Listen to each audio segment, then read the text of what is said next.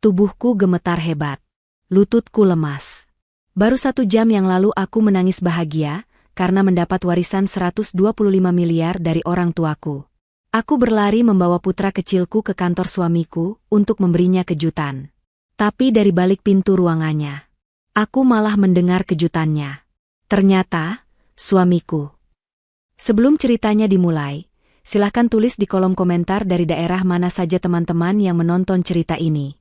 Jangan lupa like dan subscribe agar channel ini bisa semakin berkembang dan bisa mempersembahkan cerita yang lebih menarik lagi. Duniaku terasa sempit, namun penuh. Sempit karena hanya berputar di rumah kontrakan sederhana kami, dan penuh karena tawa putra kecil kami, Rafa. Pagi itu, seperti ratusan pagi lainnya, aku, Kalista, sedang menyuapi Rafa bubur ayam yang kubuat sendiri.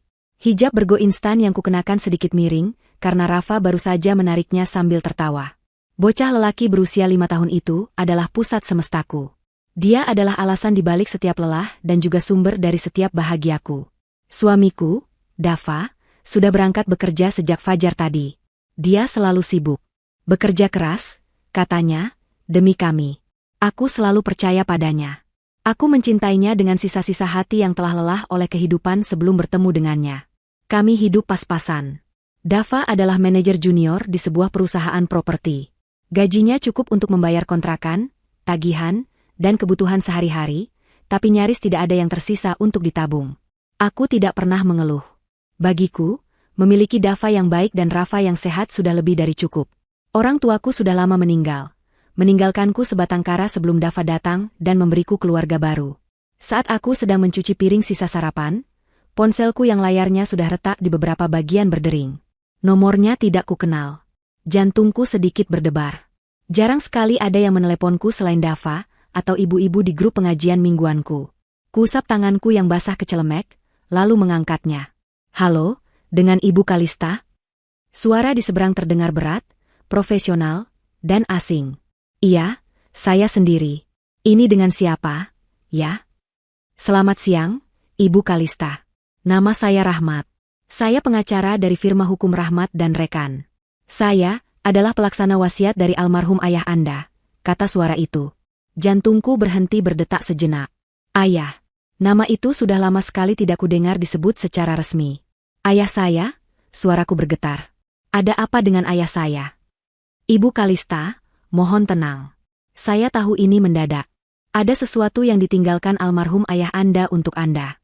Sesuatu yang baru bisa kami proses dan cairkan sekarang setelah memenuhi berbagai prosedur hukum yang rumit.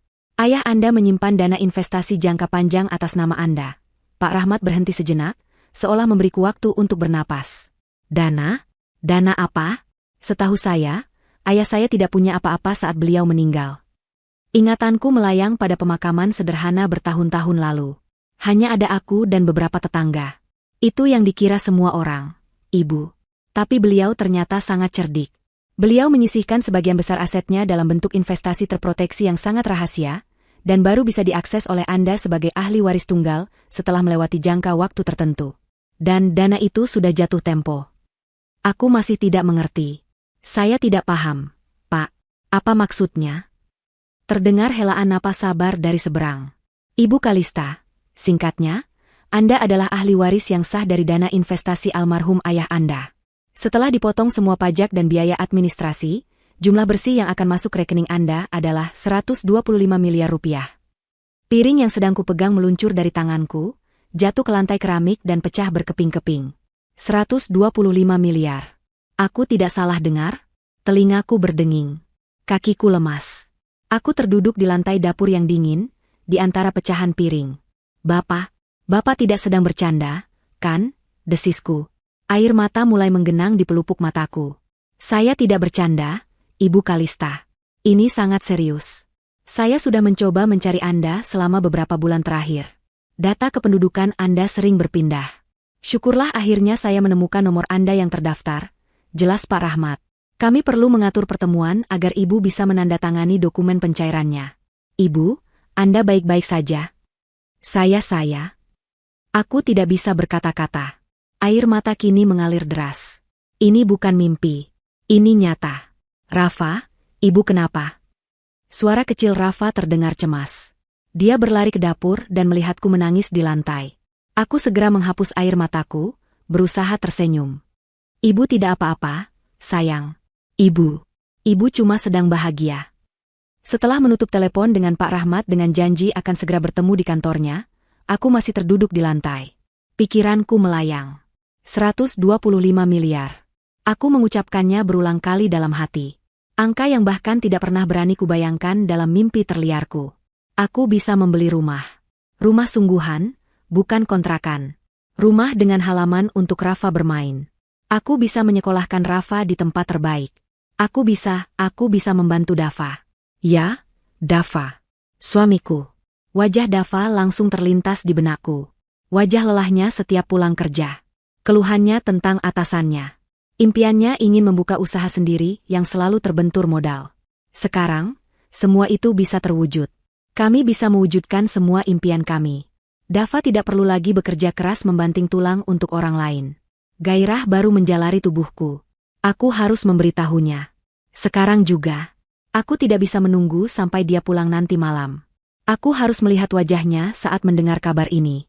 Aku ingin berbagi kebahagiaan ini dengannya, saat ini juga. Dengan tangan yang masih sedikit gemetar, aku membersihkan pecahan piring.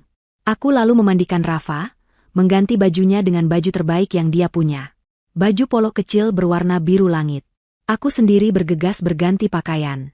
Aku memilih gamis terbaikku, yang biasa kupakai untuk lebaran, dan menyemprotkan sedikit parfum. Aku mematut diriku di cermin. Wajahku memerah karena gembira. Kita mau kemana, Ibu? Tanya Rafa, bingung melihatku terburu-buru. Aku berjongkok, memegang kedua bahu mungilnya. Kita mau kasih kejutan buat ayah, sayang. Kejutan yang sangat besar. Setelah ini, hidup kita akan berubah. Kataku, suaraku masih sedikit serak karena tangis haru tadi. Aku segera memesan taksi online. Sambil menunggu, jantungku berdebar kencang. Aku membayangkan reaksi Dava. Dia pasti akan kaget. Dia akan memelukku erat. Mungkin dia akan menangis bahagia. Kami akan merencanakan masa depan kami. Masa depan yang cerah. Masa depan yang tidak pernah kami bayangkan sebelumnya. Saat taksi tiba, aku menggendong Rafa dan masuk dengan hati yang meluap-luap oleh harapan. Di dalam taksi, aku tidak bisa berhenti tersenyum. Aku terus menciumi pipi Rafa. Ibu sayang Rafa. Ibu sayang ayah. Kita akan jadi keluarga paling bahagia di dunia.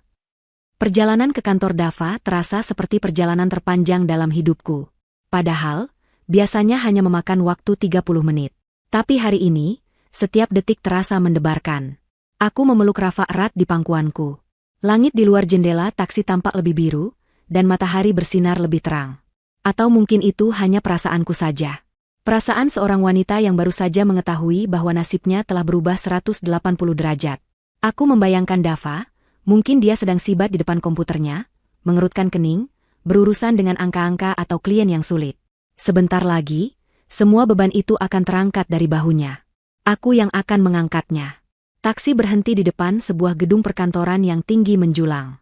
Kaca-kacanya memantulkan langit. Ini adalah dunia Dava. Dunia yang terasa sedikit asing bagiku.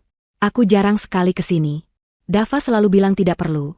Dia sibuk, dan kantor bukanlah tempat bermain anak. Tapi hari ini adalah pengecualian. Aku membayar taksi dan menggandeng tangan Rafa. Kami masuk ke lobi yang dingin dan mewah. Lantainya terbuat dari marmer mengkilap yang memantulkan bayangan kami. Seorang resepsionis wanita dengan pakaian necis dan riasan sempurna menatap kami. Aku bisa merasakan tatapannya menyapu dari hijab sederhanaku, ke gamis lebaranku, lalu ke Rafa yang menatap sekeliling dengan mata membulat. Ada sedikit pandangan meremehkan di matanya, atau mungkin aku hanya terlalu sensitif. Selamat siang, ada yang bisa saya bantu? Tanyanya dengan nada yang dibuat seramah mungkin, namun terdengar datar. Siang, Mbak. Saya mau bertemu dengan Pak Dava. Suami saya, kataku sambil tersenyum. Resepsionis itu memeriksa komputernya. Pak Dava, apakah sudah ada janji? Oh, tidak. Saya istrinya. Saya mau memberi kejutan, kataku, sedikit berbisik di bagian kejutan. Resepsionis itu mengangkat alisnya sedikit. Baiklah. Pak Dava ada di ruangannya, lantai 15. Lift di sebelah sana. Dia sepertinya tidak terlalu peduli. Aku mengucapkan terima kasih dan bergegas menarik Rafa menuju lift. Di dalam kotak besi yang membawa kami naik itu, Jantungku berdebar semakin kencang. Rafa mulai sedikit rewel. Ayah lama, rengeknya. Sabar, sayang. Sebentar lagi kita ketemu ayah. Bujukku. Pintu lift terbuka di lantai 15. Lorongnya sepi dan berkarpet tebal, meredam suara langkah kami. Aku tahu ruangan Dava ada di ujung lorong. Aku sudah pernah kesini sekali, saat acara kunjungan keluarga yang diadakan perusahaan setahun lalu. Aku berjalan pelan, menenangkan Rafa yang mulai ingin berlari. Semakin dekat aku ke ruangan Dava, semakin jelas aku bisa mendengar suara dari dalam. Pintu ruangannya, yang terbuat dari kayu solid dengan panel kaca buram, sedikit terbuka. Hanya celah kecil, tapi cukup untuk membuat suara dari dalam bocor keluar. Aku mendengar suara Dava. Dia sedang tertawa. Tawa yang dalam dan renyah. Tapi, ada sesuatu yang berbeda. Tawa itu terdengar asing, penuh kemenangan yang dingin. Benar, Pak. Aku sudah bilang. Kan? Rencananya berjalan mulus, kata Dava. Aku berhenti melangkah. Pak? Papa?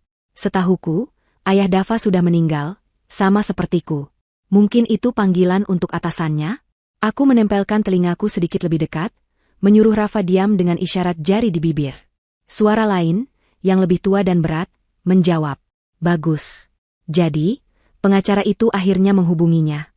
Tepat, seru Dava, masih dengan nada gembira yang mengerikan itu. Pengacara bodoh itu akhirnya menelepon Kalista pagi ini. Persis seperti yang Papa duga. Dia pasti sedang dalam perjalanan ke bank sekarang, atau mungkin sedang menangis bahagia seperti orang bodoh di rumah. Jantungku serasa diremas. Kalista. Dia menyebut namaku. Pengacara bodoh. Dia bicara tentang Pak Rahmat. 125 miliar. Jumlah yang fantastis, Dava. Kamu sudah mengaturnya dengan baik selama ini. Menikahinya, berpura-pura hidup susah akting yang luar biasa. Kata suara tua itu, disusul tawa kecil. Aku menutup mulutku dengan tangan. Rasa mual tiba-tiba naik ke tenggorokanku. Badanku mulai gemetar. Tentu saja, Pak. Tuan Mahardika, Dava menyebut sebuah nama. Semua berkat bimbingan Papa. Aku sudah memantau dana itu sejak lama, menunggu saatnya jatuh tempo. Kalista tidak tahu apa-apa. Dia terlalu polos. Terlalu cinta. Dia tertawa lagi. Tawa yang sama yang dulu kudengar saat dia melamarku. Tawa yang sama saat Rafa lahir. Tapi sekarang, tawa itu terdengar seperti suara iblis. Lalu, apa rencanamu selanjutnya? Setelah dia menandatangani surat kuasa itu, tanya Tuan Mahardika. Ada jeda sejenak. Lalu Dava menjawab dengan suara yang turun beberapa oktav, menjadi dingin dan kejam. Suara yang belum pernah kudengar seumur hidupku. Tentu saja aku akan ambil alih semuanya. Aku akan memindahkan seluruh dana itu ke rekening kita di luar negeri. Setelah itu, Kalista dan anak itu tidak akan dapat sepeser pun. Buat apa? Mereka hanya beban. Aku akan menceraikannya. Kita usir mereka dari rumah. Biar dia kembali jadi gembel di jalanan. Anak itu? Dia bukan anakku, jawab Dava datar. Maksudku, dia anakku secara biologis, tapi aku tidak pernah menginginkannya. Dia hanya alat untuk membuat Kalista tetap terikat padaku. Tubuhku membeku. Gemetar hebat menjalari seluruh tubuhku, dari ujung kepala sampai ujung kaki. Lututku lemas, nyaris membuatku ambruk jika aku tidak sedang bersandar di dinding. Rafa, merasakan gemetaranku, menatapku dengan cemas. Ibu dingin. Aku tidak bisa menjawab. Aku tidak bisa bernapas. Suara di dalam ruangan itu terus berlanjut, tapi aku tidak lagi mendengarnya. Yang kudengar hanyalah detak jantungku sendiri yang berdentum-dentum menyakitkan di telingaku, dan suara Dava yang menggema, kita usir mereka. Beban. Gembel di jalanan. Dunia yang kubangun di atas cinta dan kepercayaan, hancur berkeping-keping dalam hitungan detik. Pria yang kucintai, ayah dari anakku, pria yang kupikir akan kuajak berbagi sisa hidup dalam kebahagiaan ternyata adalah monster. Dia tahu tentang warisan ini. Dia sudah merencanakannya. Pernikahan kami adalah bagian dari rencana itu. Aku hanyalah pion dalam permainannya. Rasa sakit yang menusuk di dadaku begitu hebat. Lebih sakit daripada saat aku kehilangan kedua orang tuaku. Ini adalah rasa sakit pengkhianatan. Dikhianati oleh satu-satunya orang yang kupercaya di dunia ini. Aku tidak tahu berapa lama aku berdiri di sana, mematung. Tapi aku tahu aku tidak boleh pingsan. Aku tidak boleh lemah. Tidak di sini, tidak sekarang. Dengan sisa-sisa kekuatan yang kumiliki, aku mundur perlahan. 1 langkah. 2 langkah. Aku tidak boleh bersuara.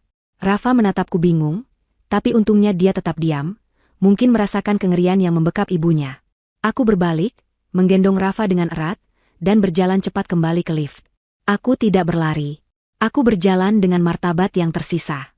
Tapi di dalam, aku hancur. Sepanjang perjalanan di lobi, aku yakin resepsionis tadi bisa melihat wajahku yang pucat pasi, tapi aku tidak peduli. Aku keluar dari gedung itu, kembali ke panasnya jalanan Jakarta. Tapi aku merasa kedinginan. Sangat dingin. Aku memesan taksi lain untuk pulang. Selama perjalanan pulang, aku tidak menangis. Aku hanya menatap kosong ke jalanan. Rafa tertidur di pangkuanku, tidak menyadari bahwa dunia kecil kami baru saja meledak. Kejutan. Ya, aku memang ingin memberi Dava kejutan. Tapi ternyata, akulah yang mendapatkannya. Saat taksi berhenti di depan rumah kontrakan kami, aku masih belum menangis. Sesuatu yang lain telah menggantikan rasa sakit itu. Sesuatu yang dingin, keras, dan tajam. Itu adalah kemarahan. Dan di balik kemarahan itu, sebuah tekad mulai terbentuk. Aku memang akan memberinya kejutan. Aku pura-pura tidak mendengar apa-apa. Aku akan memainkan peranku, sama seperti dia memainkan perannya selama ini. Dia merencanakan sesuatu untukku, aku akan menyusun rencana besar untuknya. Aku akan membalasnya. Aku akan melakukan sesuatu yang akan membuatnya menyesal seumur hidupnya. Dia mengambil duniaku. Aku akan mengambil dunianya. Aku menutup pintu rumah kontrakan kami dengan pelan. Suara kliknya terdengar begitu keras di telingaku yang masih berdenging. Rafa tertidur di bahuku, napasnya yang teratur terasa hangat di leherku. Aku membawanya ke kamar kami yang sempit, membaringkannya di atas kasur tipis. Aku menyelimutinya, mencium keningnya. Untuk sesaat, aku hanya berdiri mematung di sana, menatap wajah polos putraku. Dialah satu-satunya duniaku yang masih utuh. Dialah satu-satunya alasan aku tidak ambruk di lobi kantor tadi. Rafa tidak bersalah. Rafa tidak tahu apa-apa. Dan pria yang baru saja kudengar suaranya, pria yang tega menyebut putranya sendiri sebagai alat dan beban, tidak pantas menjadi ayahnya. Aku berjalan keluar kamar, menutup pintu perlahan. Rumah ini, yang tadinya adalah istanaku, kini terasa seperti penjara. Setiap sudutnya mengingatkanku pada kebohongan. Foto pernikahan kami di dinding. Aku menatap wajah Dava di foto itu. Dia tersenyum begitu tulus, memelukku dengan erat. Aku ingat hari itu. Aku merasa menjadi wanita paling beruntung di dunia. Ternyata, aku adalah wanita paling bodoh. Aku berjalan ke kamar mandi. Aku menatap pantulanku di cermin tua yang sedikit berkarat di tepinya. Wajahku pucat. Mataku bengkak, tapi kering. Tidak ada air mata yang tersisa. Yang kulihat di mata itu adalah sesuatu yang baru. Sesuatu yang dingin. Wanita yang menatapku balik dari cermin itu bukanlah Kalista yang kukenal. Ini adalah seorang wanita yang telah dihancurkan, dan dari puing-puing itu, sesuatu yang lain sedang dibangun. Kemarahan adalah fondasinya. Aku membasuh wajahku. Air dingin itu seolah menyadarkanku. Aku memperbaiki letak hijabku yang kusut. Aku harus terlihat normal. Aku tidak boleh terlihat hancur. Mulai detik ini, aku adalah seorang aktris. Aktris terbaik yang pernah ada di dunia ini. Karena jika aku gagal, aku dan putraku akan berakhir di jalanan, persis seperti yang Dava rencanakan. Aku melirik jam. Masih ada beberapa jam sebelum Dava pulang. Aku harus menyiapkan makan malam. Rutinitas tidak boleh berubah. Aku pergi ke dapur yang sama tempat aku menerima telepon dari Pak Rahmat pagi tadi. Rasanya seperti sudah 1000 tahun berlalu. Aku mengeluarkan sayuran dan ayam dari kulkas. Aku mulai memotong bawang. Tanganku bergerak secara mekanis. Pisau itu membelah bawang dengan presisi yang tajam. Aku membayangkan wajah Dava. Setiap irisan adalah serpihan kemarahanku. Setiap cincangan adalah sumpah serapahku. Dia pikir aku bodoh. Dia pikir aku lemah. Dia pikir aku hanya seorang ibu rumah tangga polos yang tidak tahu apa-apa selain memasak dan mengurus anak. Dia salah besar. Dia telah meremehkan kekuatan seorang ibu yang anaknya diancam. Aku memasak makanan kesukaannya, ayam kecap pedas. Aroma masakan memenuhi ruangan, aroma yang biasanya membuatku merasa pulang. Hari ini, aroma itu membuatku mual. Tapi aku tetap memasak. Aku akan menyajikan racun terbaikku malam ini, yaitu senyumanku. Waktu berlalu dalam keheningan yang mencekam. Rafa masih tidur nyenyak. Aku duduk di meja makan, menunggu. Menunggu algojoku pulang. Menunggu pria yang kucintai dan kubenci sekaligus. Tepat pukul 7 malam, aku mendengar suara motornya. Jantungku berdebar sangat kencang, nyaris melompat keluar dari dadaku. Aku menarik napas dalam-dalam. Tenang, Kalista. Tenang. Demi Rafa.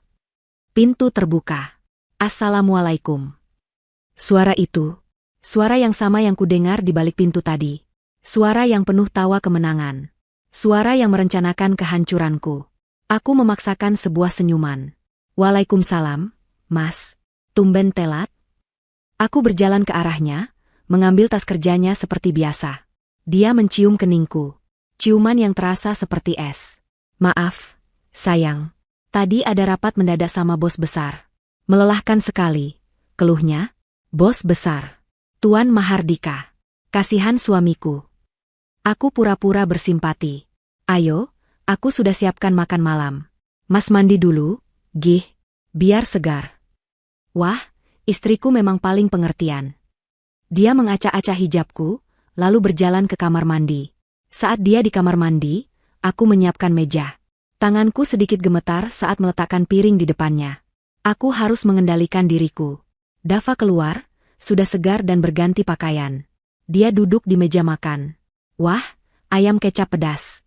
Kamu tahu saja aku lagi ingin ini, katanya sambil tersenyum. Senyuman itu. Senyuman palsu.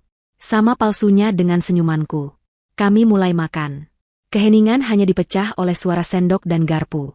Aku tidak bisa menelan makananku. Rasanya seperti ada bongkahan batu di tenggorokanku. Tapi aku memaksanya masuk. Kamu kenapa? Sayang? Kok diam saja? Tanyanya, menatapku. Inilah saatnya. Aku mengangkat wajahku. Aku menatap matanya, mata yang dulu selalu membuatku merasa aman. Aku mulai, pertunjukanku. Mas. Aku memulai dengan suara bergetar. Aku membiarkan air mata yang tadi kutahan, kini menggenang. Dava langsung terlihat waspada. Kenapa? Kalista, kamu sakit? Aku menggeleng. Lalu aku tersenyum. Senyum paling bahagia yang bisa kupalsukan. Aku tidak tahu harus mulai dari mana. Mas, ini berita besar. Berita apa?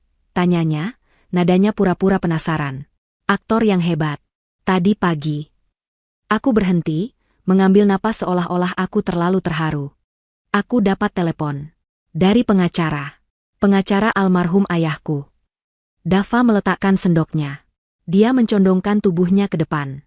Matanya berkilat. Kilatan keserakahan yang tidak bisa dia sembunyikan sepenuhnya. Pengacara? Ada apa? Aku membiarkan setetes air mata jatuh. Mas, ternyata ayah meninggalkan warisan untukku. Warisan yang baru bisa cair sekarang. Warisan? Dava pura-pura kaget. Berapa? Sayang? 10 juta? 20 juta? Aku menatapnya lekat-lekat. 125 miliar, Mas. Hening. Dava membeku. Akting kagetnya nyaris sempurna. Matanya membelalak. Mulutnya sedikit terbuka. Dia benar-benar aktor yang berbakat. Apa? Desisnya. 100 berapa? Kamu jangan bercanda, Kalista. Aku tidak bercanda, Mas. 125 miliar. Aku menutup wajahku dengan tangan, berpura-pura menangis terharu. Hidup kita akan berubah, Mas. Hidup kita. Sesaat kemudian, Dava melompat dari kursinya. Dia menghambur ke arahku, menarikku berdiri, dan memelukku erat. Terlalu erat. Hingga aku sulit bernapas. Ya Allah, sayang. Ini luar biasa, teriaknya. Dia memutar-mutar tubuhku. Aku tidak percaya ini. Kita kaya, Kalista. Kita kaya. Aku membalas pelukannya. Aku menyandarkan kepalaku di dadanya yang bidang. Aku bisa mendengar detak jantungnya yang cepat. Bukan karena cinta, tapi karena adrenalin keserakahan. Aku memejamkan mata, menahan rasa jijik yang luar biasa. Pelukan ini terasa seperti lilitan ular. Dingin dan mematikan. Ini rezeki kita, sayang. Rezeki Rafa, katanya lagi, kini mencium puncak kepalaku. Rezeki kita. Ya, dia sudah merencanakan rezeki ini sejak lama. Dia melepaskan pelukannya, memegang kedua bahuku. Matanya berkaca-kaca. Dia bahkan bisa memproduksi air mata palsu. Kita bisa beli rumah. sayang. Rumah mewah. Kita tidak perlu tinggal di kontrakan sempit ini lagi. Dan Rafa, kita bisa sekolahkan dia ke sekolah terbaik di luar negeri. Aku hanya mengangguk, masih berpura-pura terisak oleh kebahagiaan. Dia menuntunku kembali ke kursi. Dia duduk di sampingku, menggenggam tanganku erat. Tapi, uang sebesar itu harus diurus dengan hati-hati, Kalista. Banyak orang jahat di luar sana. Kamu kan tidak paham soal investasi atau hukum. Itu dia. Umpan itu dilemparkan. Aku memang tidak mengerti, Mas. Aku takut, kataku dengan suara lirih, memainkan peranku sebagai wanita lemah. Jangan takut. Dia mengusap punggung tanganku. Ada aku di sini. Aku akan bantu kamu urus semuanya. Biar aku yang tangani. Kamu tinggal duduk manis saja. Kamu percaya padaku, kan, sayang? Aku menatap matanya. Mata seorang pembohong. Mata seorang pengkhianat. Tentu, Mas, jawabku dengan senyum termanis yang bisa kuberikan. Aku percaya penuh sama kamu. Kamu suamiku. Siapa lagi yang bisa kupercaya selain kamu? Dia tersenyum puas. Senyum kemenangan. Dia pikir dia sudah menang. Dia tidak tahu, perang ini baru saja dimulai. Malam itu adalah malam terpanjang dalam hidupku. Aku tidur di samping Dava, memunggunginya. Dia tidur dengan nyenyak, mendengkur pelan. Tidur seorang pemenang yang merasa rencananya berjalan lancar. Sementara aku tidak bisa memejamkan mata sedetik pun. Pikiranku bekerja lebih cepat dari biasanya. Aku menyusun strategi. Aku memikirkan setiap langkah, setiap kemungkinan. Hal pertama yang harus kulakukan adalah mengamankan posisiku. Aku tidak bisa melawan dua pria licik seperti Dava dan Tuan Mahardika sendirian. Aku butuh sekutu. Dan aku tahu siapa yang harus kuhubungi. Pagi-pagi sekali, Dava bangun dengan ceria. Dia bersiul-siul saat mandi. Dia memelukku 2 kali sebelum berangkat kerja, sesuatu yang sudah lama tidak dia lakukan. Aku akan coba cari informasi tentang cara mengelola dana sebesar itu, sayang. Nanti aku buatkan janji dengan notaris terpercaya, katanya sebelum pergi. Aku hanya tersenyum dan mengangguk. Hati-hati di jalan, Mas. Saat suara motornya menghilang di kejauhan, senyum di wajahku lenyap seketika. Aku mengunci pintu. Aku menenangkan Rafa yang baru bangun dan memberinya sarapan. Setelah memastikan Rafa tenang bermain dengan mainannya, aku mengambil ponselku. Aku menghubungi Pak Rahmat. Halo, Ibu Kalista. Saya sudah menunggu telepon Anda. Katanya, suaranya tetap tenang dan profesional. Pak Rahmat, kataku, suaraku rendah dan mendesak. Kita harus bertemu. Segera. Tapi jangan di kantor Bapak. Ini sangat penting dan sangat rahasia. Ada jeda sejenak. Baik, Ibu. Saya mengerti. Bagaimana jika di sebuah kedai kopi kecil di daerah Bendungan Hilir? Saya akan kirimkan alamatnya. 1 jam dari sekarang. Saya akan ke sana. Aku bergegas bersiap. Aku menitipkan Rafa sebentar ke tetangga sebelah, Ibu Ratna, dengan alasan ada urusan mendadak di kelurahan.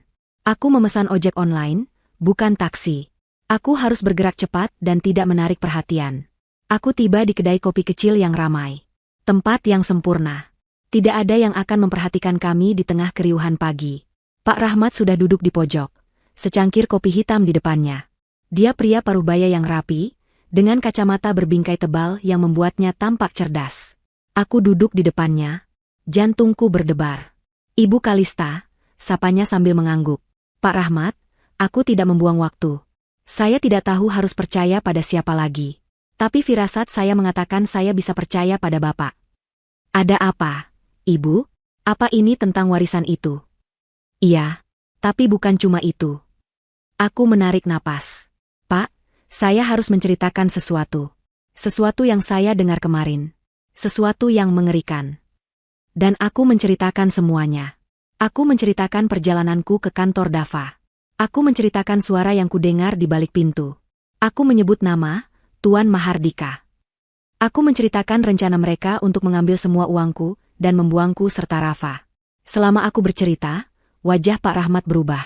Dari tenang, menjadi terkejut, lalu menjadi muram. Rahangnya mengeras. Ketika aku selesai, dia diam untuk waktu yang lama. Dia menatap cangkir kopinya. Tuan Mahardika, desisnya. Saya seharusnya tahu. Bapak kenal dia? Tanyaku. Pak Rahmat mengangkat wajahnya. Matanya menatapku tajam. Saya tidak hanya kenal dia, Ibu Kalista. Saya tahu siapa dia. Almarhum ayah Anda, Tuan Mahardika adalah rival bisnis terbesarnya. Dia adalah orang yang, secara tidak langsung, menyebabkan kehancuran perusahaan ayah Anda belasan tahun lalu. Ayah Anda tidak pernah bisa membuktikannya, tapi dia tahu Mahardika bermain kotor. Tubuhku mendingin. Jadi ini bukan hanya soal uang. Ini adalah balas dendam yang sudah direncanakan sejak lama. Dava bukan hanya pion. Dia adalah tentara yang dikirim oleh Mahardika. Pak, lanjut Pak Rahmat, suaranya kini penuh tekad. Ayah Anda adalah sahabat baik saya. Dia mempercayakan ini pada saya. Dia memintaku untuk melindungi Anda jika saatnya tiba. Saya bersumpah di depan makamnya, saya akan melakukan itu. Dan sekarang, saya tahu apa yang harus saya lakukan. Apa itu, Pak? Pertama, kita harus mengamankan aset Anda. Dava pasti akan segera meminta Anda menandatangani surat kuasa. Jangan. Tanda. Tangani. Apapun. Tapi, apa alasanku nanti? Bilang saja Anda ingin mempelajarinya dulu. Bilang Anda ingin bertemu langsung dengan saya, pengacara keluarga. Saya akan mengaturnya. Saya akan berpura-pura menjadi pengacara tua yang kaku dan sangat birokratis. Saya akan mengulur waktu. Lalu, selagi kita mengulur waktu, kita harus bergerak. Kita harus lebih pintar dari mereka. Pak Rahmat mencondongkan tubuhnya. Ibu Kalista, saya bisa membekukan pencairan dana itu untuk sementara, dengan alasan keamanan. Tapi itu akan membuat Dava curiga. Pilihan lainnya, kita cairkan sebagian kecil dana itu sekarang juga, tanpa sepengetahuan Dava. Mencairkan? Untuk apa? Untuk modal perang Anda, Ibu, kata Pak Rahmat. Anda tidak bisa melawan mereka dengan tangan kosong. Anda butuh sumber daya. Anda perlu tahu apa yang mereka lakukan, di mana mereka menyimpan uang mereka, apa rencana mereka selanjutnya. Mata-mata, bisikku. Penyelidik swasta, koreksi Pak Rahmat. Saya kenal orang yang bisa dipercaya. Dia yang terbaik di bidangnya. Dia bisa melacak Dava dan Mahardika, mencari tahu rekening bank mereka, aset mereka, bahkan mungkin menemukan bukti kejahatan mereka yang lain. Pikiranku langsung tertuju pada percakapan di kantor Dava. Tawa mereka. Rasa jijik kembali menjalari diriku. Lakukan, Pak, kataku tegas. Suaraku tidak bergetar lagi. Berapa yang kita butuhkan? Dia tidak murah. Tapi dia sepadan. Kita cairkan 500 juta rupiah dulu.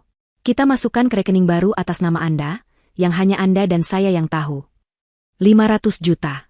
Jumlah yang dulu tak terbayangkan. Sekarang, itu hanya uang untuk memulai. Saya setuju, kataku. Dan, Pak Rahmat, saya tidak hanya ingin tahu apa rencana mereka. Saya ingin bukti. Bukti untuk apa? Untuk menceraikannya? Aku menatap Pak Rahmat. Bukan. Bukti untuk menghancurkan mereka. Sama seperti mereka berencana menghancurkan saya. Pak Rahmat menatapku lama. Dia sepertinya melihat sesuatu yang baru di wajahku. Akhirnya, dia mengangguk pelan. Baik, Ibu Kalista. Kita akan susun rencana besar ini. Kita akan berikan mereka kejutan yang tidak akan pernah mereka lupakan. Aku meninggalkan kedai kopi itu dengan perasaan yang berbeda. Rasa takutku telah hilang, digantikan oleh tujuan yang jelas. Aku bukan lagi Kalista yang lemah. Aku adalah seorang pejuang. Beberapa hari kemudian, Pak Rahmat mengabari bahwa rekening rahasiaku sudah aktif, berisi uang operasional kami. Dia juga sudah mengatur pertemuan dengan penyelidik swasta bernama Surya. Aku bertemu Surya di lobi sebuah hotel murah di Jakarta Pusat. Dia pria yang tidak mencolok. Biasa saja. Tapi matanya tajam. Ibu Kalista, tanyanya. Aku mengangguk. Saya tidak punya banyak waktu, kataku. Ini fotonya. Aku memberinya foto Dava dan foto Tuan Mahardika yang kudapat dari Pak Rahmat, dari arsip berita bisnis lama. Saya mau tahu semuanya, kataku. Kemana dia pergi, siapa yang dia temui, di mana dia menyimpan uangnya. Terutama Tuan Mahardika. Saya mau tahu semua koneksi mereka. Surya mengangguk. Saya mengerti. Saya akan berikan laporan harian. Bagus. Jangan sampai ketahuan. Aku kembali ke rumah sebelum Dava pulang. Aku kembali memasak. Aku kembali tersenyum. Aku kembali memainkan peranku sebagai istri yang bodoh dan naif. Dava semakin hari semakin manis. Dia sering membawakanku bunga, coklat. Dia pikir dia sedang memancing ikan. Dia tidak tahu bahwa dia sedang berhadapan dengan hiu. 1 minggu berlalu. Tepat saat Dava mulai tidak sabar menanyakan kapan aku akan menandatangani surat kuasa, laporan pertama dari Surya masuk ke email rahasiaku. Laporan itu singkat. Hanya ada sebuah foto dan beberapa baris kalimat. Foto itu menunjukkan Dava dan Tuan Mahardika sedang berjabat tangan di depan lokasi sebuah proyek konstruksi mewah yang baru. Keduanya tertawa lebar. Di bawah foto itu ada catatan dari Surya, target, Dava, baru saja dipromosikan menjadi direktur proyek. Proyek ini didanai oleh Tuan Mahardika. Ditemukan aliran dana mencurigakan dari rekening proyek ke rekening pribadi di luar negeri, atas nama Dava dan Mahardika. Indikasi kuat, pencucian uang. Aku menatap foto itu. Pencucian uang. Jadi, mereka bukan hanya penipu. Mereka adalah kriminal. Permainannya ternyata jauh lebih besar dan lebih kotor daripada yang kubayangkan. Dan aku, baru saja menemukan senjata pertamaku. Minggu-minggu berikutnya adalah permainan catur yang paling melelahkan. Dava, di satu sisi, berubah menjadi suami paling sempurna di dunia. Dia akan pulang lebih awal, membawakan aku martabak kesukaanku atau mainan baru untuk Rafa. Dia akan memijat kakiku di malam hari, berbisik tentang masa depan cerah kami. Dia akan bicara tentang rumah besar dengan kolam renang yang akan dia beli untuk kami, tentang mobil mewah, tentang liburan keliling dunia. Dia melukis surga, tapi aku tahu dia sedang membawaku ke neraka. Setiap sentuhannya terasa dingin, dan setiap kata manisnya terdengar seperti desisan ular di telingaku. Aku tersenyum, mengangguk, dan berpura-pura terbuai. Tapi di dalam, aku menghitung setiap kebohongannya. Di sisi lain, dia mulai tidak sabar. Dia akan bertanya, dengan nada yang dibuat sesantai mungkin, "Jadi, gimana, sayang? Kapan kita bisa ketemu Pak Rahmat MU itu? Biar urusannya cepat selesai." Aku selalu punya jawaban. "Sabar, Mas," kata Pak Rahmat, "dokumennya banyak sekali. Ada pajak waris yang harus diurus dulu," katanya rumit. Atau, "Pak Rahmat lagi di luar kota. Mas, ada urusan klien lain. Beliau bilang asetnya aman, kita tunggu saja." Setiap kali aku mengulur waktu, aku bisa melihat kilatan jengkel yang cepat di matanya, sebelum dia menutupinya lagi dengan senyuman palsu. "Oh, ya sudah. Kalau begitu, kita tunggu. Tapi kan lebih cepat lebih baik, sayang. Biar kita bisa cepat pindah dari rumah sempit ini." Dia pikir aku bodoh. Dia pikir aku tidak melihat permainannya. Sementara itu, aku dan Pak Rahmat, serta Surya, bekerja dalam diam.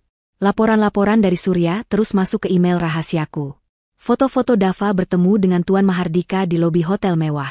Transkrip percakapan telepon yang berhasil disadap, membicarakan proyek dan dana segar. Mereka jelas sedang merencanakan sesuatu yang besar, menggunakan proyek konstruksi itu sebagai kedok. Laporan Surya mengonfirmasi apa yang sudah kuduga.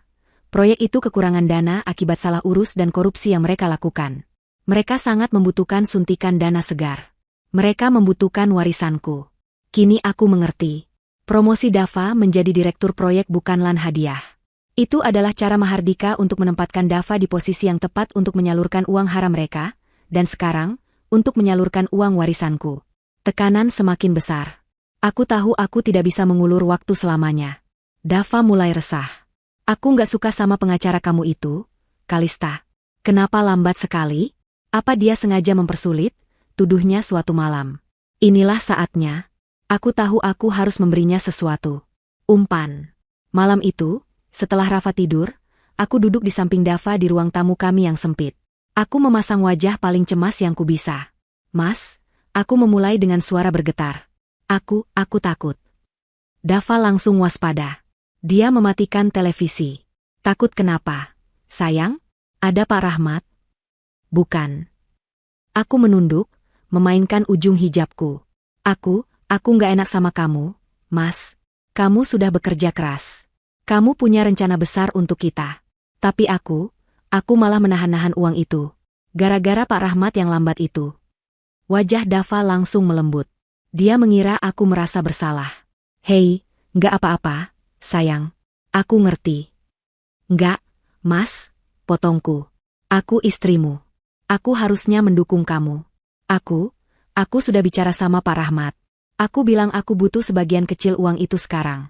Untuk biaya operasional kita." Mata Dava berbinar. "Oh ya?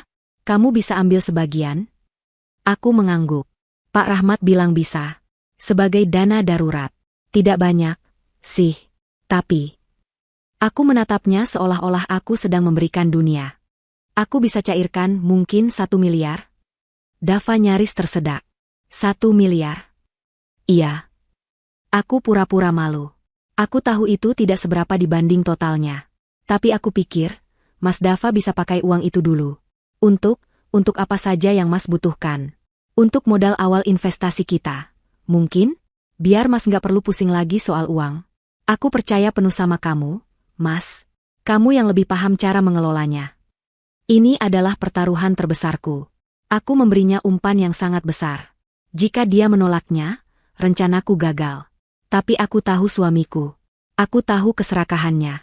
Dava tidak bisa menyembunyikan kegembiraannya. Wajahnya berseri-seri. Dia langsung memelukku erat. Ya Allah, sayang, kamu memang istri terbaik. Tentu itu sangat membantu. Ini akan sangat mempercepat rencana kita. Jadi, Mas mau aku transfer ke rekening Mas? Tanyaku polos. Iya, tentu. Besok kamu urus. Ya? Transfer saja ke rekening gajiku yang biasa. Dia mencium keningku berulang kali.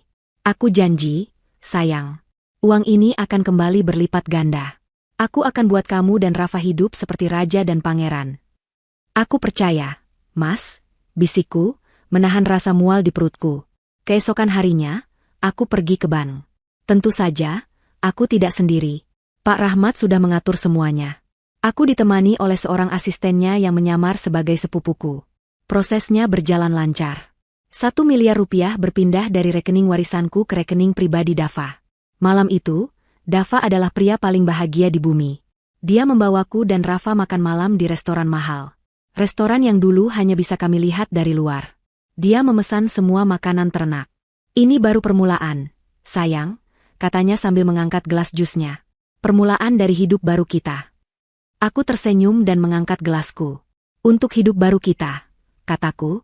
Apa yang Dava tidak tahu adalah, Pak Rahmat dan Surya sudah siaga. Rekening Dava dipantau 24 jam penuh. Kami tidak perlu menunggu lama. Tepat 2 hari setelah uang itu masuk, Surya mengirimkan laporan darurat. Uang 1 miliar itu tidak bertahan lama di rekening Dava.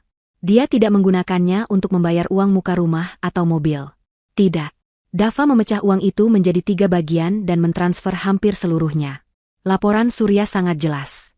Aliran dana itu menuju ke beberapa rekening perusahaan pemasok fiktif yang terkait dengan proyek konstruksi Tuan Mahardika. Dan sebagian kecil lagi, yang paling memberatkan, ditransfer langsung ke rekening pribadi Tuan Mahardika di luar negeri. Rekening yang sama yang ditemukan Surya sebelumnya. Dava tidak sedang berinvestasi. Dia tidak sedang membangun masa depan kami.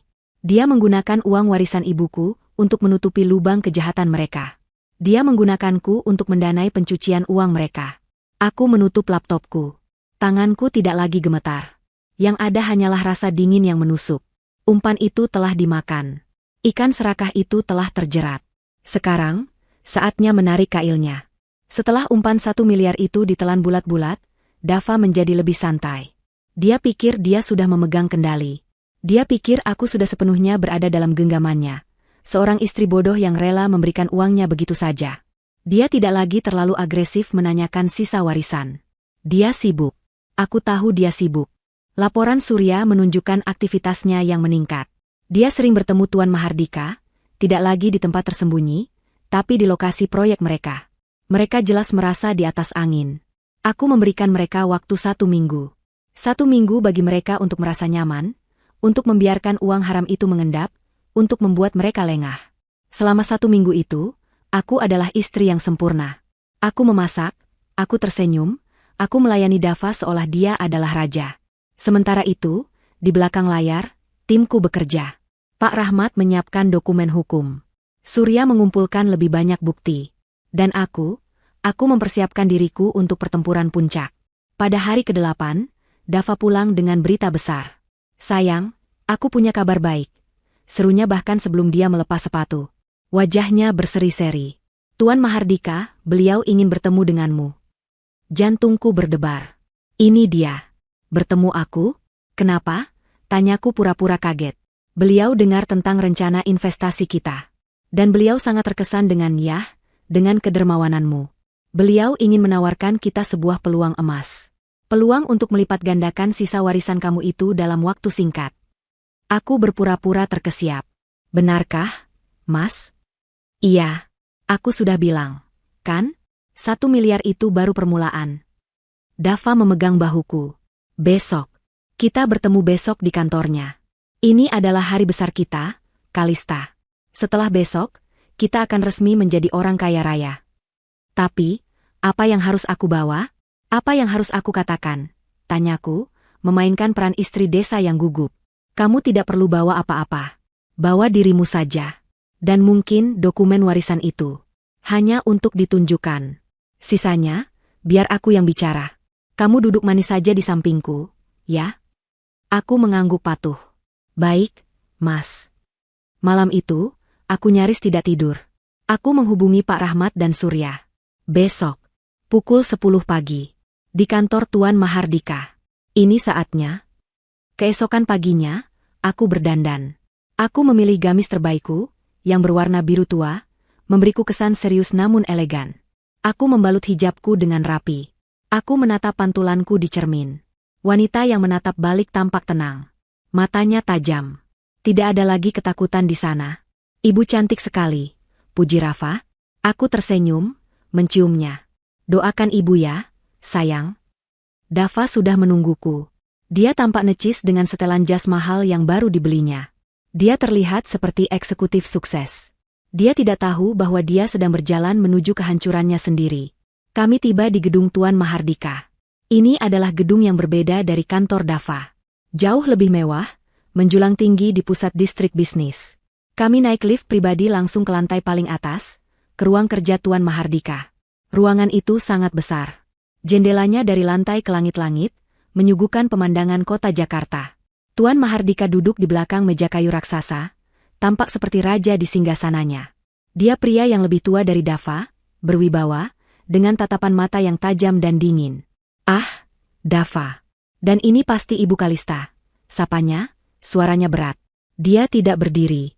Silakan duduk. Aku duduk di sofa kulit yang empuk. Dava duduk di sampingku, tampak tegang namun penuh harap. Jadi, Ibu Kalista, Tuan Mahardika memulai, langsung ke intinya. Saya dengar Anda baru saja mendapatkan rezeki nomplok. Dan suami Anda, Dava, adalah pria yang cerdas. Dia menginvestasikan sebagian kecilnya dengan sangat baik melalui kami. Dia tersenyum licik.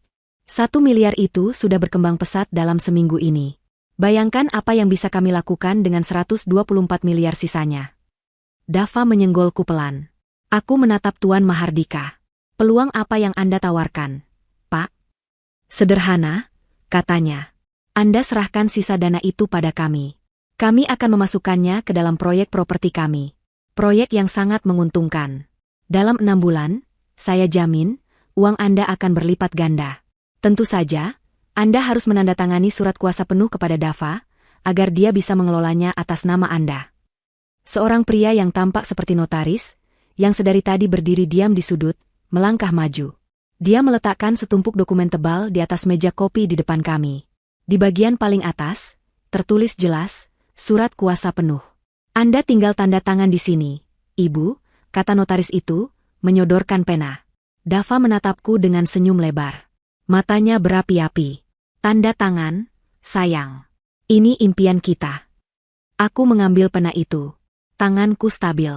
Aku melihat ke Dava, lalu ke Tuan Mahardika. Aku melihat ke notaris palsu mereka. Lalu aku meletakkan kembali pena itu di atas meja. Maaf, kataku pelan. Senyum Dava membeku. Kenapa, sayang? Ada masalah? Saya tidak bisa menandatangani ini, kataku. Tuan Mahardika mengerutkan kening. Apa maksud Anda? Aku menarik napas.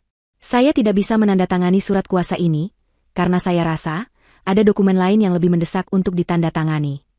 Dava tampak bingung. Dokumen apa lagi, Kalista? Jangan bercanda. Oh, saya tidak bercanda, Dava, kataku. Suaraku berubah. Tidak ada lagi nada lirih atau takut. Yang ada hanya nada dingin dan datar. Saat itulah, pintu ruang kerja Tuan Mahardika terbuka. Dava dan Mahardika menoleh kaget. Pak Rahmat masuk. Dia tidak sendirian.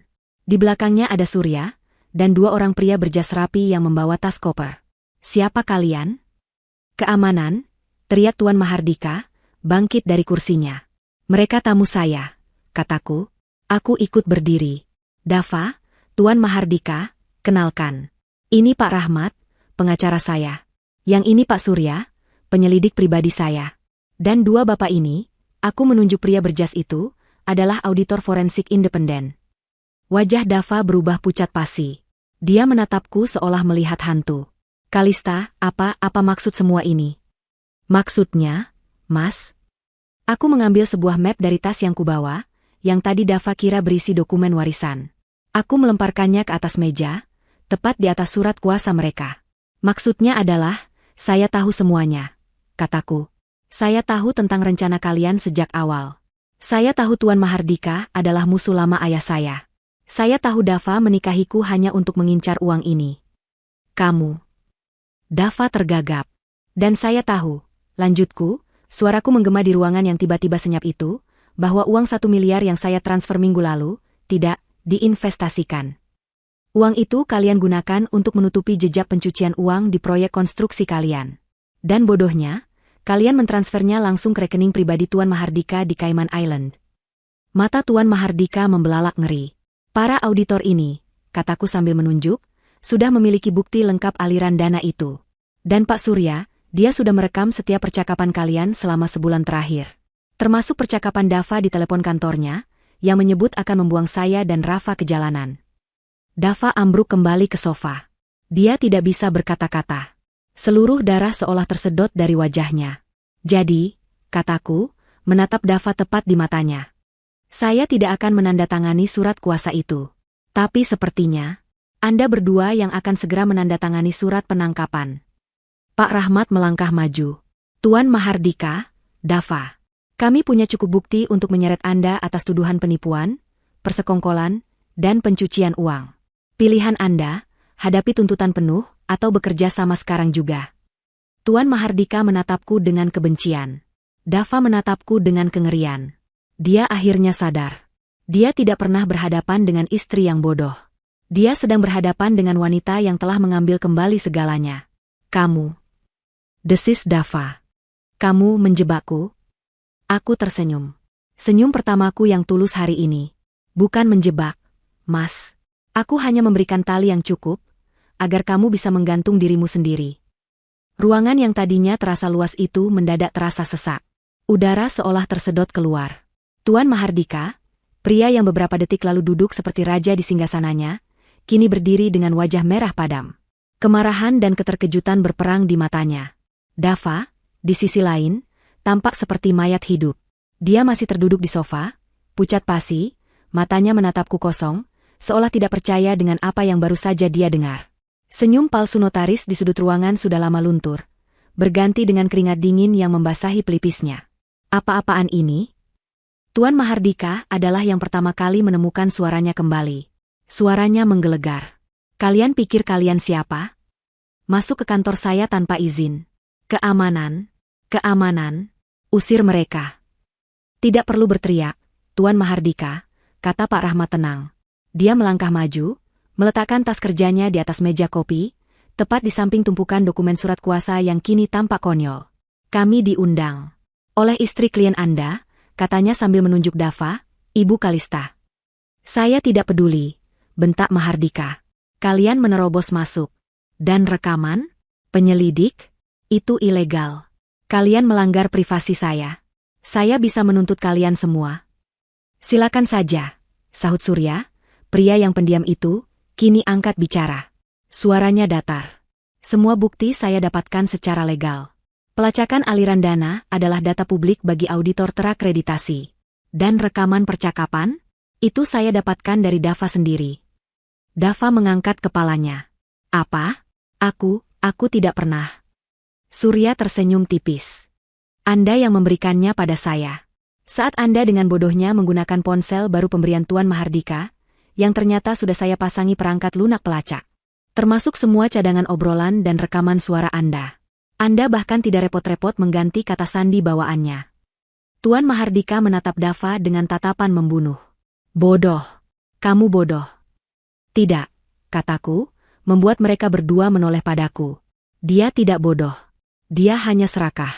Dan terlalu percaya diri. Sama seperti Anda, Tuan Mahardika. Dava akhirnya bangkit. Dia berjalan sempoyongan ke arahku. Wajahnya memelas. Ini adalah peran lain yang sedang dia mainkan. Peran korban. Kalista. Sayang kamu salah paham, bisiknya. Suaranya serak. Aku bisa jelaskan. Ini semua bukan seperti yang kamu pikirkan. Tuan Mahardika, dia yang memaksaku.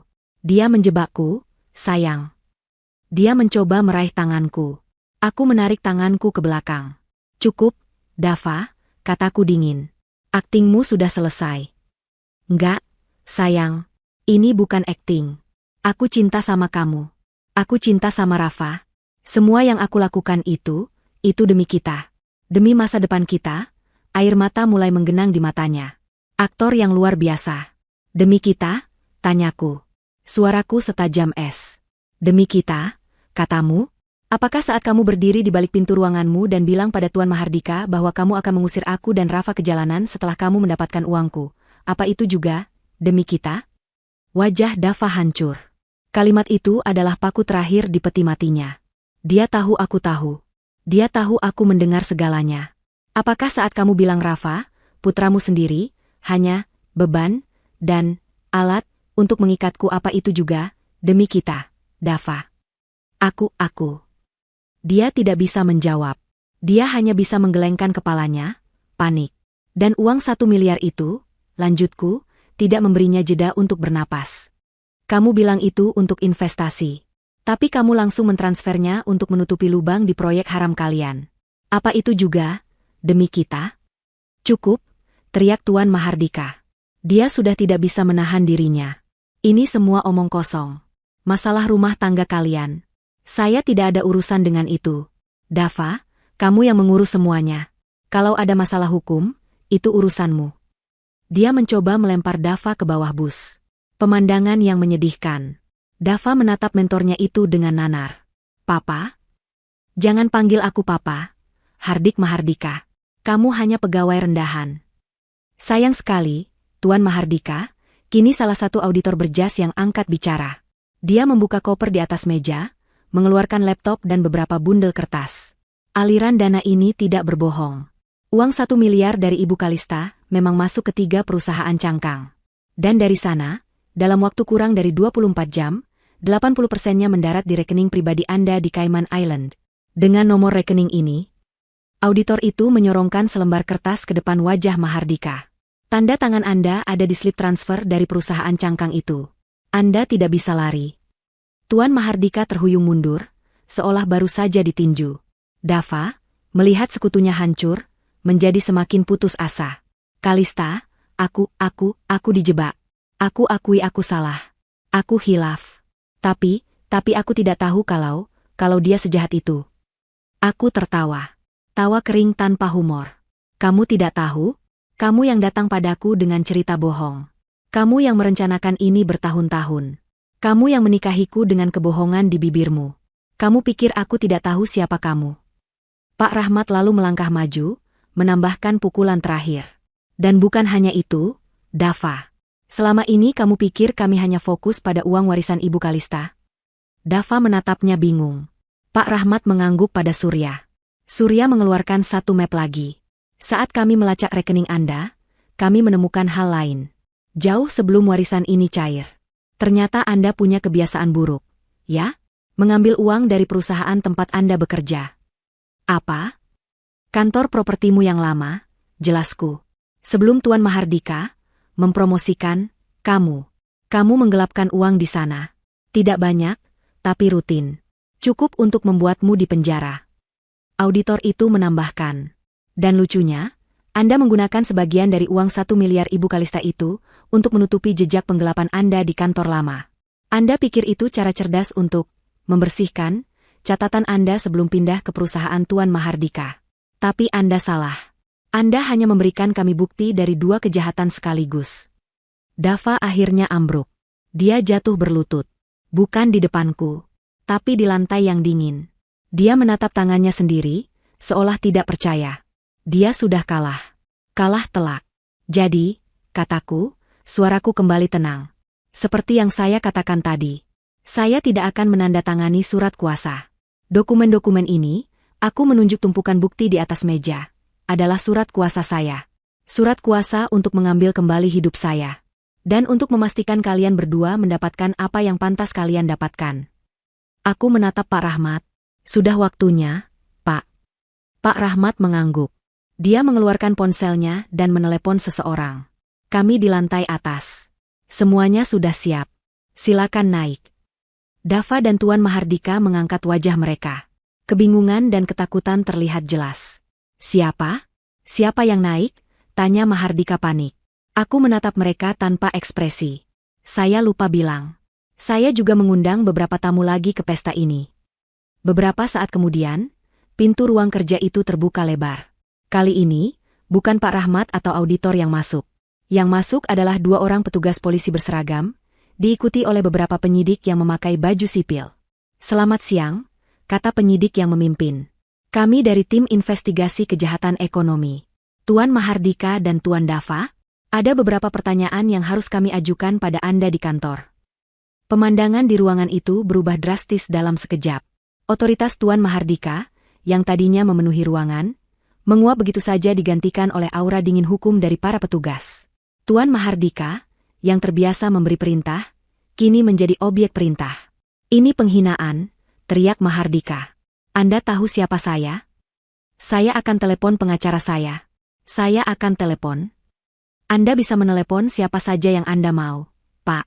Nanti di kantor, potong penyidik utama dengan tenang. Dia memberi isyarat, dan 2 petugas mendekati Mahardika. Sementara semua mata tertuju pada Mahardika yang mengamuk, aku memperhatikan Dava. Dia masih di lantai, belum bergerak. Dia seperti boneka yang talinya putus. Dia hancur. Rasa sombong, licik, dan percaya dirinya hilang, hanya menyisakan seorang pria yang ketakutan dan menyedihkan. Ketika seorang petugas mendekatinya dan menyuruhnya berdiri, Dava seolah tersadar. Dia tidak melawan petugas itu. Matanya mencari-cari, dan akhirnya terkunci pada mataku. Saat itulah dia bergerak. Dia tidak bangkit untuk melawan. Dia merangkak. Benar-benar merangkak beberapa langkah di lantai marmer yang dingin, sebelum akhirnya dia bangkit dan menerjang ke arahku.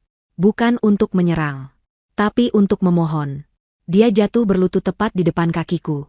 Kalista, serunya. Suaranya pecah dan penuh keputusasaan. Dia mencoba meraih tanganku, tapi aku melangkah mundur. Dia lalu meraih ujung gamisku, mencengkeramnya erat. Kalista, sayang tolong jangan lakukan ini, isaknya. Air mata dan ingus bercampur di wajahnya. Wajah tampan yang dulu kupuja, kini terlihat menjijikkan. Tolong, Kalista. Aku mohon. Aku salah. Aku akui aku salah. Aku hilaf. Aku buta karena uang. Aku menatapnya dari atas. Dingin. Tolong, sayang pikirkan Rafa. Anak kita. Apa kamu mau dia tumbuh tanpa seorang ayah? Apa kamu tega melihat ayah dari anakmu ini di penjara? Dia mencoba menggunakan Rafa. Senjata terakhir yang dia punya. Aku berjongkok sedikit, bukan untuk menyamainya, tapi agar dia bisa mendengar bisikanku dengan jelas. Kamu berani menyebut nama Rafa sekarang? Desisku pelan. Dia tersentak mendengar nada suaraku. Saat kamu berencana membuang kami ke jalanan, apa kamu memikirkan Rafa? Tanyaku. Aku tidak bermaksud begitu, aku. Saat kamu bilang dia, beban, apa kamu sedang memikirkannya sebagai anakmu? Bukan, Kalista. Itu Tuan Mahardika yang meracuni pikiranku. Aku cinta Rafa. Aku cinta kamu. Aku berdiri tegak. Cengkeramannya di gamisku terasa seperti noda. Lepaskan, kataku datar. Enggak sebelum kamu maafin aku. Tolong, Kalista. Kasih aku satu kesempatan lagi. Aku janji akan berubah. Aku akan jadi suami yang baik. Kita bisa mulai dari awal. Kita punya uang 125 miliar itu. Kita bisa pergi jauh-jauh. Cuma kita bertiga. Tolong, sayang aku mohon. Dia menangis seperti anak kecil. Seorang pria dewasa, berlutut, mengemis di depan wanita yang telah dia hianati habis-habisan. Aku menatap mata petugas polisi yang berdiri di belakangnya. Lalu aku menatap Dava. Kamu tahu apa bedanya kita, Dava? Kataku. Suaraku terdengar jelas di ruangan yang senyap itu. Kamu menangis sekarang, bukan karena kamu menyesal telah mengkhianatiku. Dia mendongak, matanya yang basah menatapku bingung. Kamu menangis, lanjutku, karena kamu tertangkap. Dia terdiam. Penyesalanmu palsu. Sama palsunya seperti cintamu. Sama palsunya seperti pernikahan kita selama ini. Kamu tidak menyesali perbuatanmu.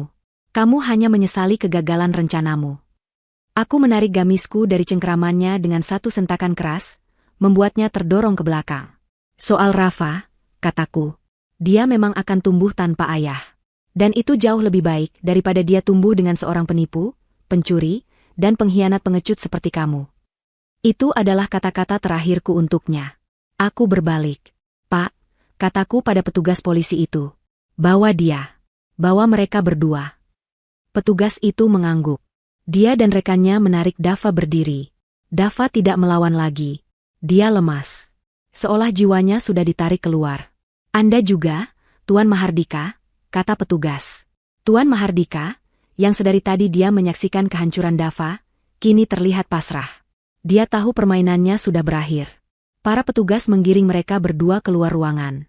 Pak Rahmat, Surya, dan tim auditor mengemasi barang-barang mereka, menyerahkan bukti-bukti awal kepada tim penyidik. Aku berjalan keluar ruangan itu lebih dulu. Aku tidak menoleh ke belakang.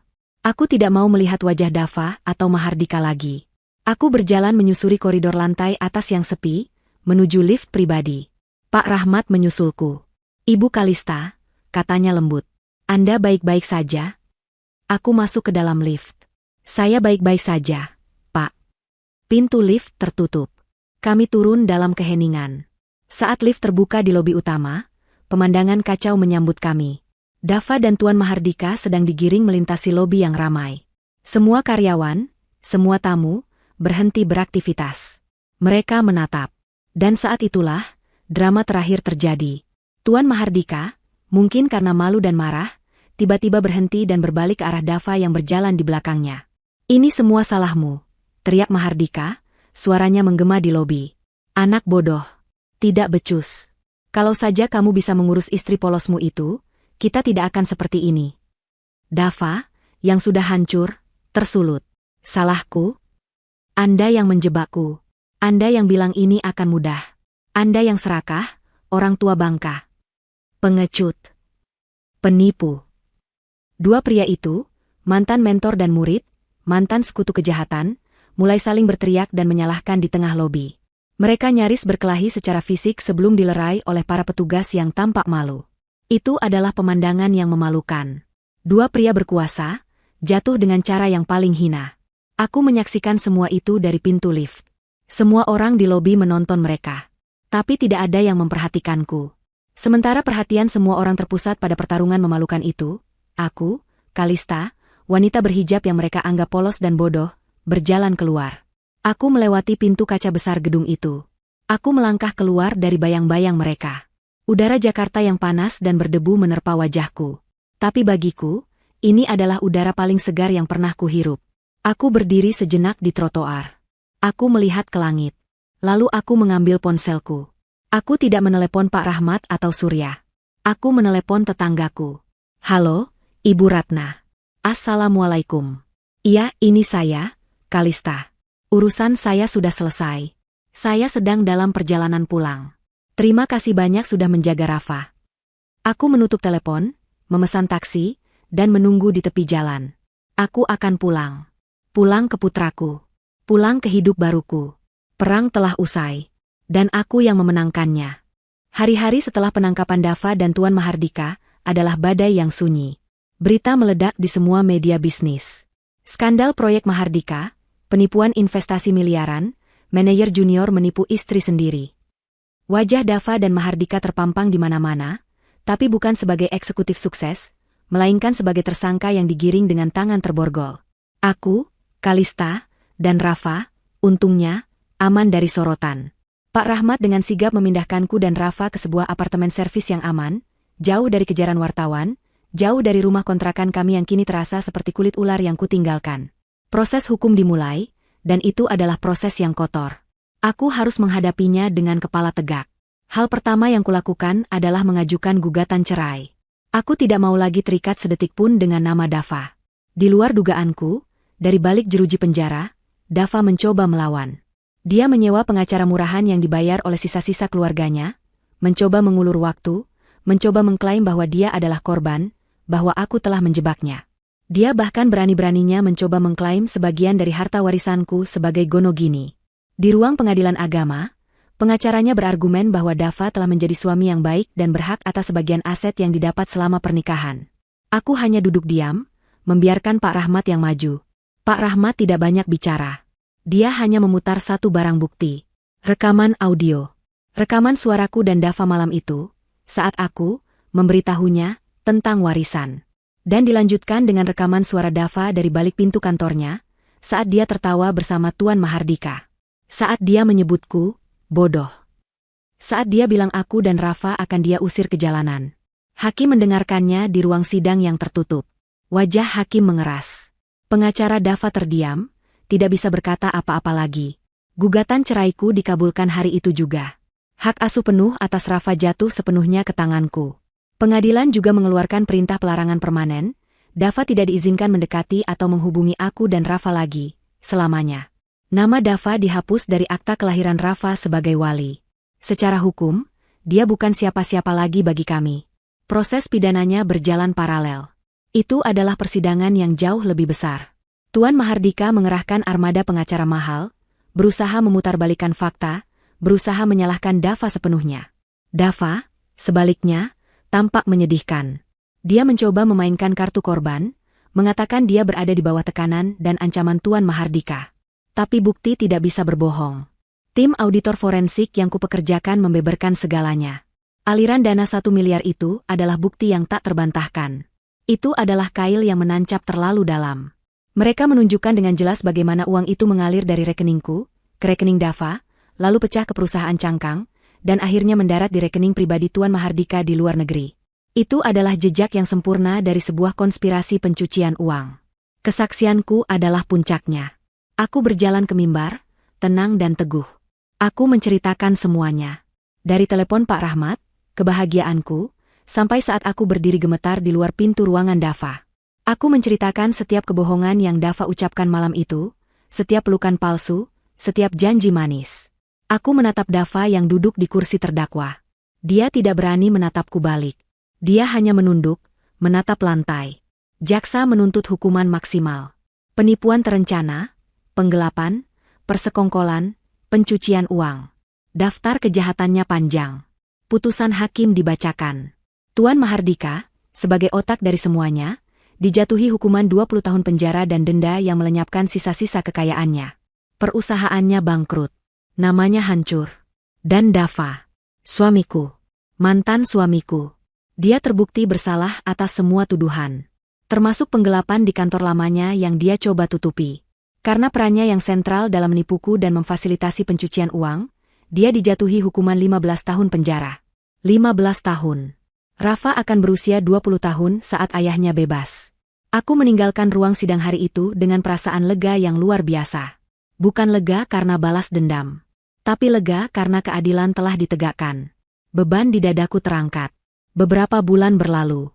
Aku dan Rafa mulai membangun hidup baru kami. Dengan bantuan Pak Rahmat, aku mulai belajar mengelola warisan itu dengan bijak. Aku tidak membeli rumah mewah atau mobil sport. Aku membeli apartemen yang nyaman dan aman di lokasi yang bagus. Aku mendaftarkan Rafa di sekolah taman kanak-kanak terbaik. Untuk pertama kalinya dalam hidup kami bisa bernapas. Suatu hari, aku menerima surat. Surat dari penjara. Dari Dava. Dia menulis berlembar-lembar. Isinya penuh dengan penyesalan, permohonan maaf, dan sumpah serapah bahwa dia telah berubah. Dia bilang dia membaca Al-Quran setiap hari. Dia bilang dia menyadari kesalahannya. Dia memohon, sekali saja, untuk bertemu denganku. Dia bilang dia hanya ingin minta maaf secara langsung. Aku meremas surat itu. Tapi kemudian aku membukanya lagi. Ada sesuatu yang belum selesai. Aku memutuskan untuk datang. Aku pergi ke penjara itu, sendirian. Aku duduk di ruang kunjungan yang ramai dan berisik, dipisahkan oleh kaca tebal dan interkom. Lalu dia keluar, mengenakan seragam tahanan biru yang kusam. Pria yang kulihat bukan lagi Dava yang kukenal. Dia kurus, rambutnya dipangkas cepak, dan matanya cekung. Wajah tampan yang dulu menipu banyak orang, kini kusam dan penuh keputusasaan. Dia melihatku, dan matanya langsung berlinang air mata. Dia bergegas ke interkom. Kalista, Kalista, kamu datang. Ya Allah, kamu datang. Suaranya bergetar. Aku mengangkat gagang interkom. Aku tidak berkata apa-apa. Sayang, maksudku, Kalista, aku minta maaf. Isaknya. Setiap malam aku berdoa. Aku menyesal. Aku benar-benar menyesal. Aku bersumpah. Aku dibutakan oleh Mahardika. Aku. Kamu menyesal, potongku. Suaraku datar, tanpa emosi, terdengar aneh melalui interkom. Iya, aku menyesal. Demi Allah, Kalista. Aku akan lakukan apa saja untuk menebusnya. Tolong, maafkan aku. Aku menatapnya lekat-lekat. Menembus kebohongan yang mungkin masih tersisa. Aku datang ke sini bukan untuk mendengar penyesalanmu, Dava, kataku pelan. Aku datang ke sini untuk satu hal. Dia menatapku penuh harap. Apa? Apa saja, Kalista? Katakan. Aku ingin kamu tahu, kataku, bahwa aku dan Rafa, kami baik-baik saja. Kami sangat bahagia tanpamu. Wajahnya menegang. Aku ingin kamu tahu, bahwa setiap hari selama 15 tahun ke depan, saat kamu duduk di sel ini, kamu bisa memikirkan 125 miliar yang tidak akan pernah bisa kamu sentuh. Kamu bisa memikirkan rumah nyaman yang tidak akan pernah kamu tinggali. Dan kamu bisa memikirkan seorang putra yang tidak akan pernah memanggilmu, ayah. Kalista, jangan sekejam itu. Rintihnya. Kejam? Aku tertawa sinis. Kamu yang mengajariku caranya. Tapi jangan khawatir. Aku tidak akan membalas dengan caramu. Pembalasan dendam terbaikku bukanlah ini. Aku berdiri. Pembalasan dendam terbaikku adalah hidupku.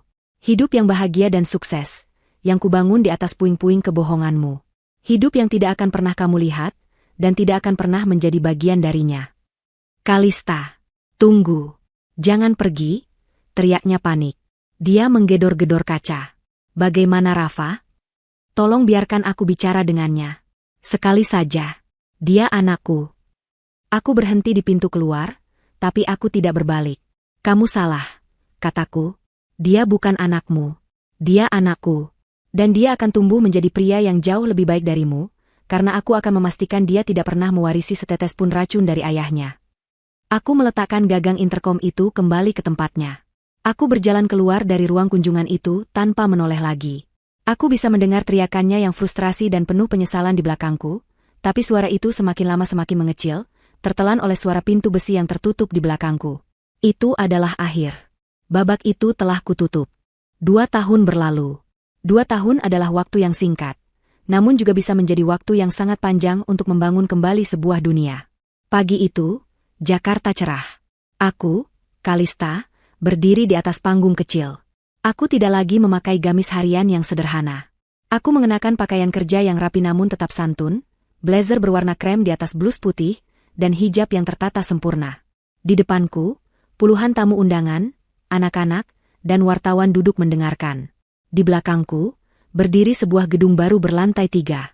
Gedung itu tidak mewah, tapi modern, bersih, dan penuh warna. Dindingnya dicat cerah, dengan taman bermain yang luas di sampingnya. Di atas pintu masuk utama, terpampang sebuah nama, Yayasan Harapan Bunda. Aku menggenggam mikrofon. Jantungku sedikit berdebar, tapi bukan karena takut. Ini adalah debaran bahagia. Assalamualaikum warahmatullahi wabarakatuh. Sapaku. Suaraku, yang dulu hanya berani berbisik, kini terdengar jelas dan percaya diri melalui pengeras suara. Selamat datang di peresmian Yayasan Harapan Bunda. Sebuah tempat yang saya bangun dari impian dan doa. Aku berhenti sejenak, menatap ke kerumunan. Mataku menangkap sosok Rafa, yang kini berusia 7 tahun, duduk di barisan depan di samping Ibu Ratna, mantan tetanggaku yang kini menjadi sahabat dan membantuku mengurus Rafa. Rafa melambaikan tangan kecilnya padaku. Aku membalasnya dengan senyuman. 2 tahun lalu, lanjutku, hidup saya berubah. Saya diberi amanah.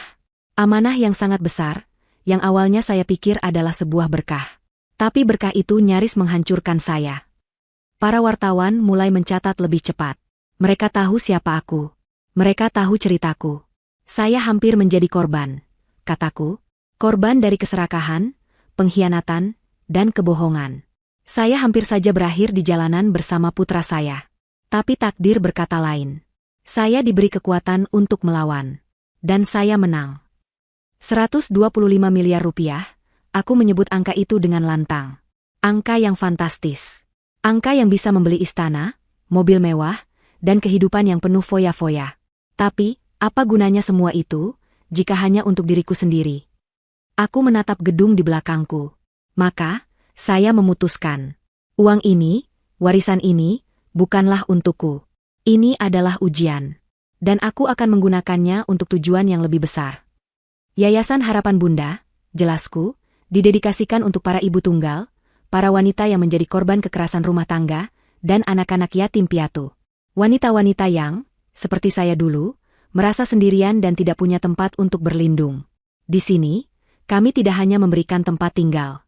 Kami memberikan pelatihan keterampilan, bantuan hukum, beasiswa untuk anak-anak mereka, dan yang terpenting, kami memberikan harapan. Tepuk tangan membahana. Aku melihat Pak Rahmat berdiri di samping panggung, tersenyum bangga. Dia bukan lagi hanya pengacara. Dia adalah sahabat, penasihat utamaku, dan kini menjabat sebagai ketua Dewan Pengawas Yayasan. Pembalasan dendam terbaik, kataku, bukanlah dengan menghancurkan musuh kita. Pembalasan dendam terbaik adalah dengan membangun sesuatu yang jauh lebih baik dari apa yang telah mereka hancurkan. Pembalasan dendam terbaik adalah kebahagiaan. Acara peresmian itu berjalan lancar. Setelah pidato, aku berkeliling. Aku menyapa para donatur. Aku memeluk anak-anak panti yang kini tinggal di asrama yayasan yang baru. Aku melihat Rafa berlari-lari di taman bermain, tertawa lepas bersama anak-anak lain. Dia tumbuh menjadi anak yang ceria, percaya diri, dan penuh kasih. Tidak ada jejak trauma di matanya. Saat acara hampir selesai, Pak Rahmat menghampiriku, membawakan segelas jus.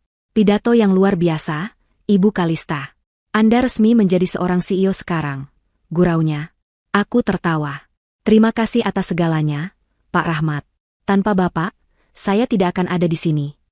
Omong-omong, kata Pak Rahmat, wajahnya sedikit serius. Ada kabar terbaru.